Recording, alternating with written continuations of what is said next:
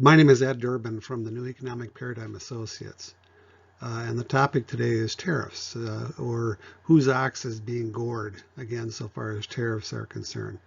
And we've got just a few questions that we're going to start our conversation with, our discussion, and that is the three real quick questions pertaining to tariffs. One, what is a tariff and how does it affect me as a consumer? How does it affect the normal everyday person, if you will, the tariffs that are put in place? Secondly, are tariffs a good or bad thing?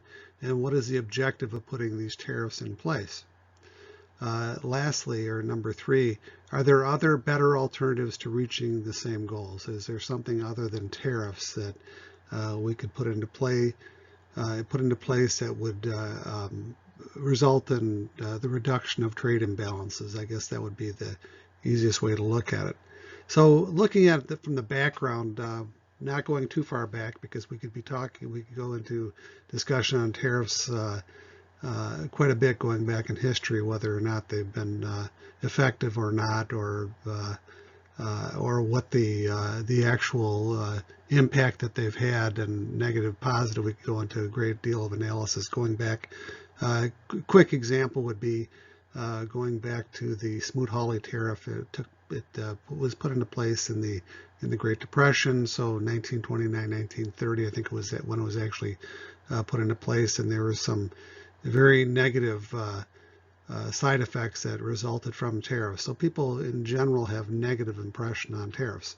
So anyway, having said that, going back to last year in March, there were two tariffs that were put into place on goods that are coming into the U.S. And again, a tariff is simply a tax on imported goods or services that are coming into a country.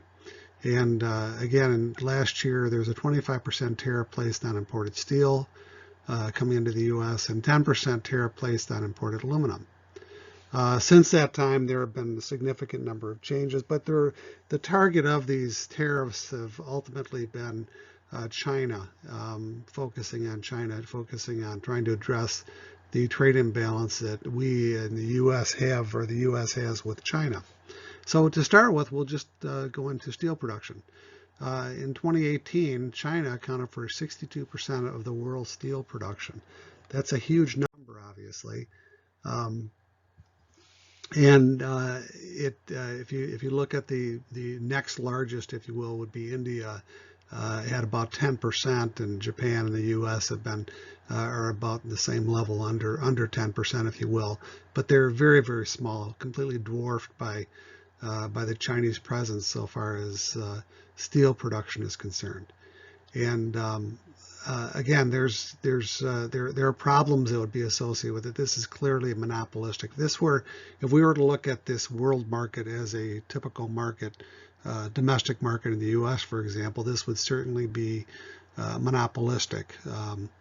And if there was one steel producer in the U.S. that was producing 60+% of the steel, then that would certainly, again, have its pointing toward monopolistic practices.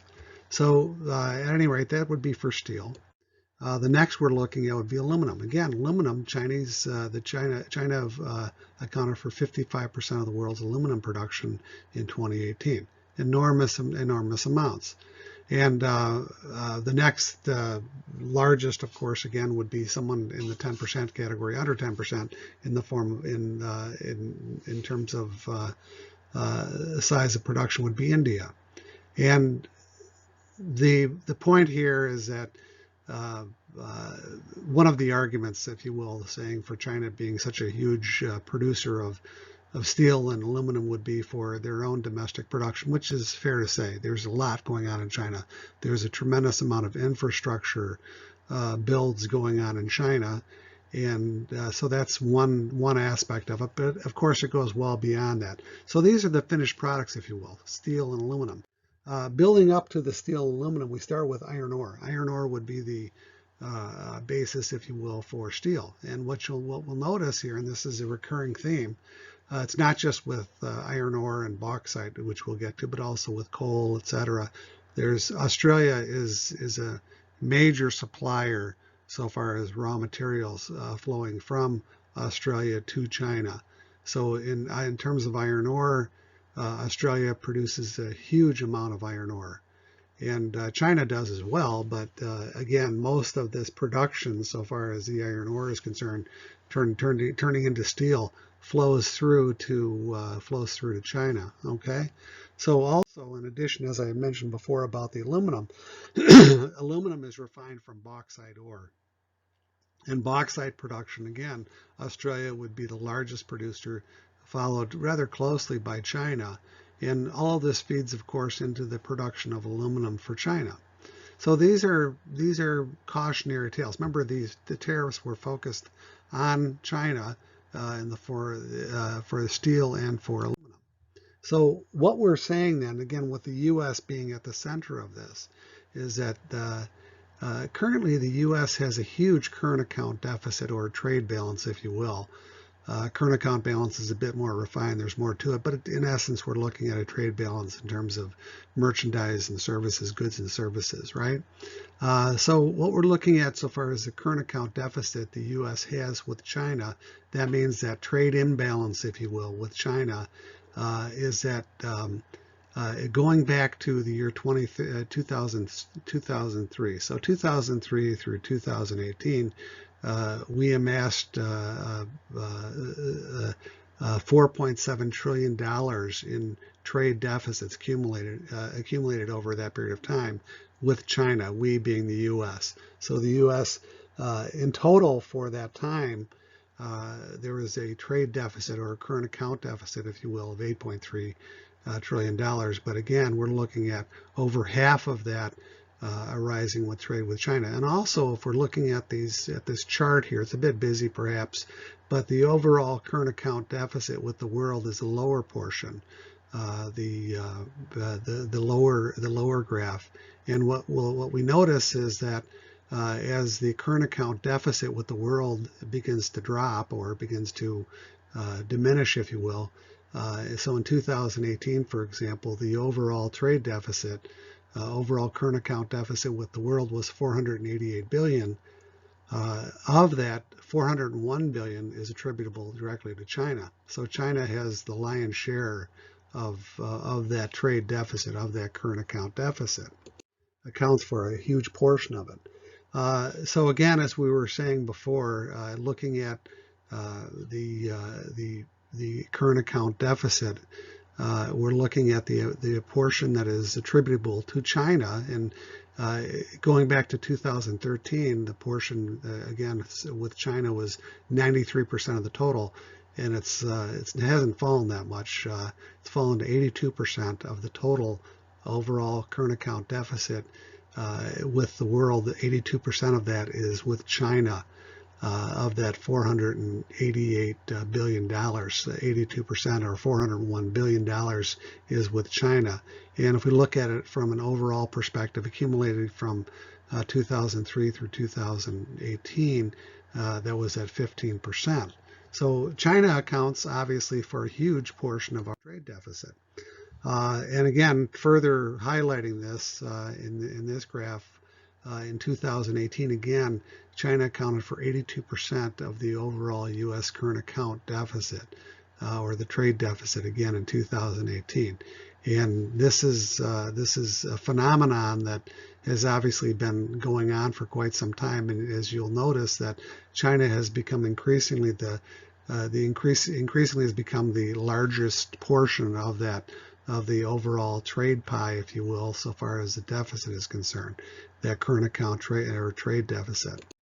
And so what this points goes back to is that when we're talking about with China, there are different reasons why this trade deficit is going on. So if we look at the international arena, if you will, one side is international trade. Another side would be the international finance. And so the international finance, what that speaks to is the foreign exchange rate, for example. So if we're looking at foreign exchange rates, this is the driver for oftentimes in terms of trade. It's very straightforward. If you have a if you have a devalued currency or a currency that's depreciated relative to another currency, the goods that are coming from that country to the country where the currency has appreciated, the cost of those goods and services flowing to that country rather are less. And so this goes back to China's policy so far as international trade is concerned. Goes back into roughly 1980. We'll start with 1981, where the yuan price, or the Chinese currency, the yuan renminbi, was at 1.71 yuan or renminbi per dollar, and that was 1981. And what happened was that the China, in trying to grow its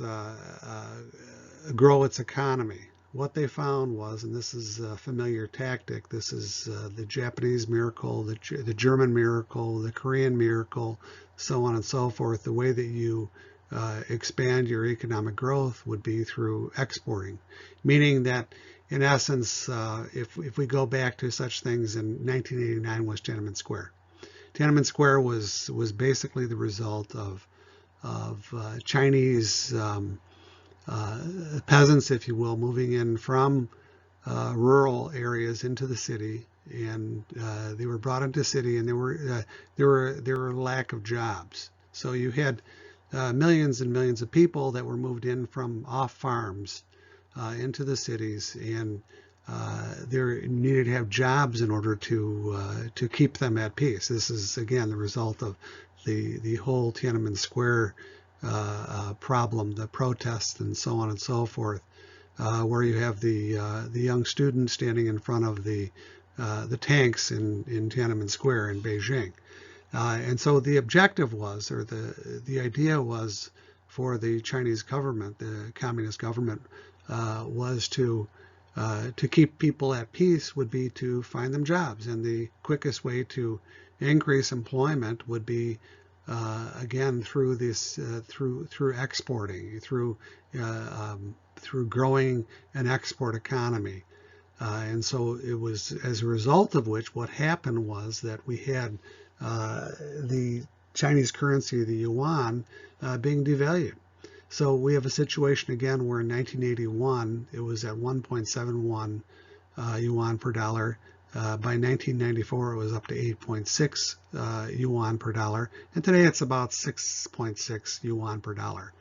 Meaning again that it's been devalued relative, and it's been held at a fairly low rate, low ratio. That is the yuan price of the dollar, for example, it's been kept down so that the yuan has been devalued or depreciated. But in this case, we're talking about devaluation because China has been very earnest about maintaining that the devalued currency so far as yuan was concerned. So this is the basis for trade. This is the underlying driver for growing an export economy, is to make sure that your currency is cheaper, relatively speaking, than the country that is importing, if you will, the U.S., right? So this is just a quick note on what's happened, the dynamic associated with this current account deficit, is that what we've seen is that the current account deficit itself has fallen quite a bit, actually, since 2006. Going back to 2006, the current account deficit was at 806 billion, and it's dropped to 488 billion in 2018. But much of that is owed to, or a good portion of that is owed to, the fact that the U.S. is importing far less energy than it has in the past.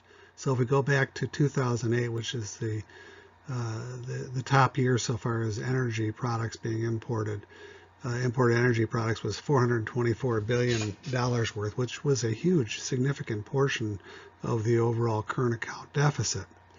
And that number has shrunk over the course, since 2008, so the course 11 years through 2018, has fallen to $41 billion, the overall portion of the deficit that can be attributed to the energy, so far as imports and imports are concerned. So that would include such things as oil, natural gas, etc.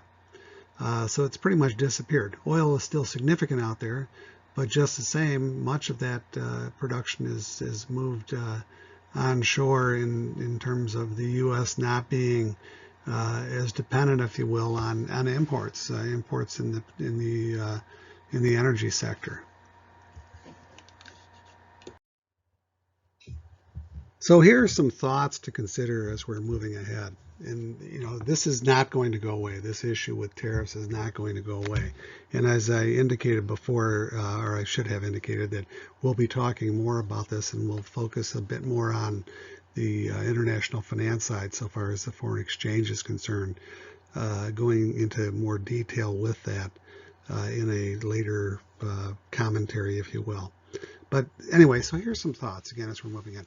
Will tariffs provide a long-term solution? This is tariffs are the problems with tariffs are many, are legion.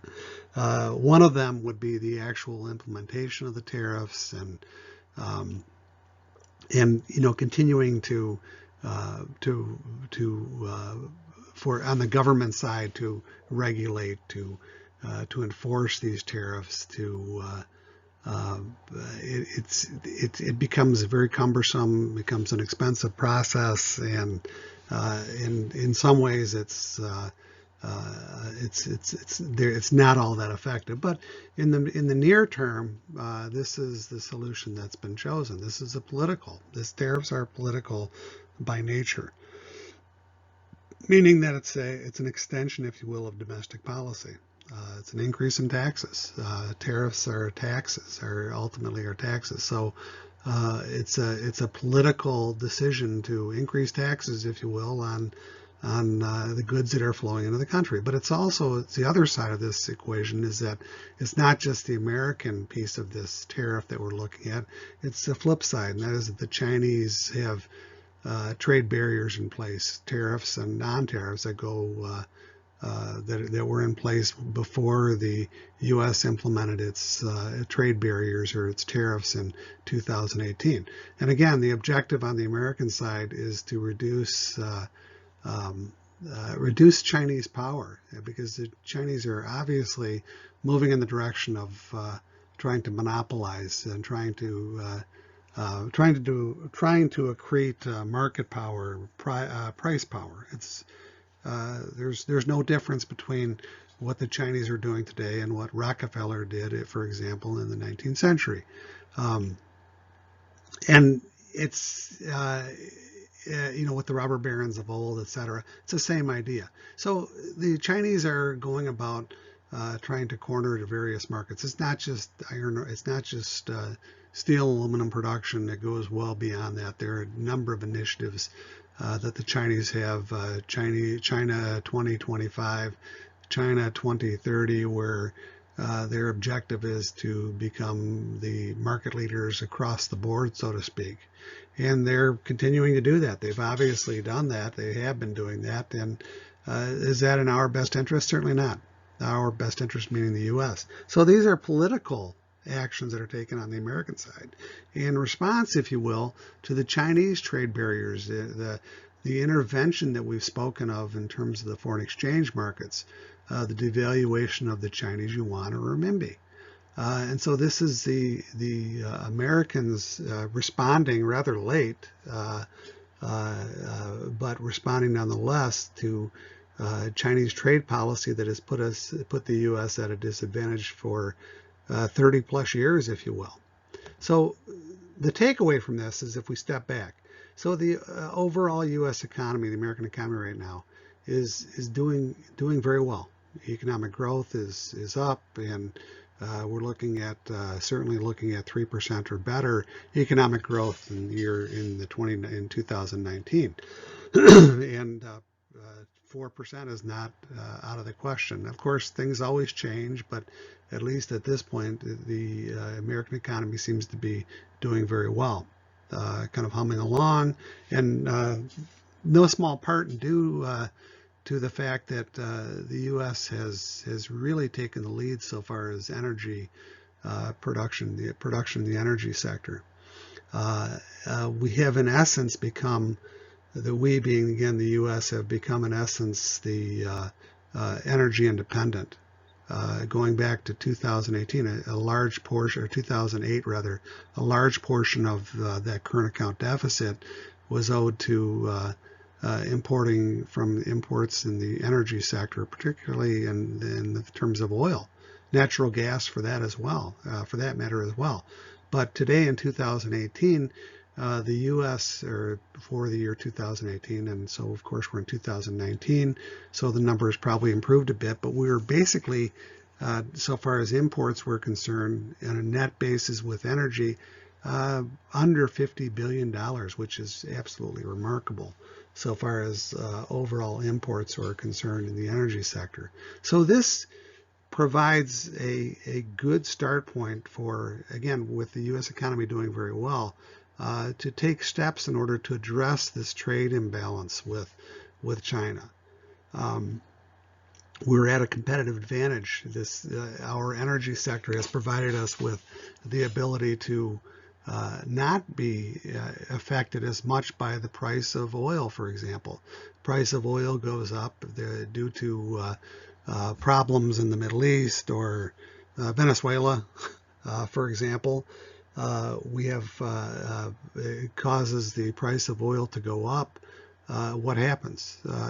U.S. production increases, again, due to fracking, etc. So we have more domestic production going on, which kind of offsets some of these problems that we're experiencing so far as that trade deficit is concerned, outside of what we're saying with China. So again, now we're focusing on this, on the tariffs on Chinese goods. So to the tune of $200 billion of worth of imports at this point, I think it is at 25% tariffs on those goods. So typically, again, what we've looked at in the past is that tariffs are taxes. So that tax would be passed on to the consumer in the form of higher prices. So we're saying that the Chinese exporter or the American importer pays the 25% tariff, and they're going to pass that on directly to the consumer. Problem being is that this is the way that it's presented in the media, but the fact is that since these tariffs are targeting strictly China, and in most of these cases that we're talking about, there are other sources, other suppliers, if you will, for those goods that we're talking about. So if the Chinese were to raise prices by 25%, chances are there would be other suppliers out there, whether we're talking about domestic, within the U.S., hopefully, or some other countries would be able to provide those goods at lower prices, at more competitive prices. So it's very difficult for, as it is in domestic economy, it's very difficult for a firm to pass on higher prices in the presence of significant competition. So keeping this in mind, again, if the Chinese were to pass on, even if they were to be able to pass that price on, that 25% increase on, for example, to the consumer, the price of those goods going up by 25%, that's going to reduce the demand for those goods, the quantity demanded for those goods. Law of demand, very simple, straightforward thing. And as a result of which the Chinese producers would experience a loss of revenue, regardless, is what we're saying. So keeping these things in mind as we're going ahead, that again, the takeaway from all of this is that the tariffs, while they're not probably the best path to go, it would probably be better to take it from the approach of the currency manipulation and addressing it that way. By going this route with tariffs, it's something where we have much less to lose, or we have much more to gain, if you will, than the Chinese do in terms of this, because the Chinese are very, very much dependent upon us. A large portion of the Chinese economy is very much dependent upon the U.S. As an export market for our importing Chinese goods. So again, keeping this in mind as we're going forward, discussing this issue, just we'll see how things play out as we go forward. Thank you.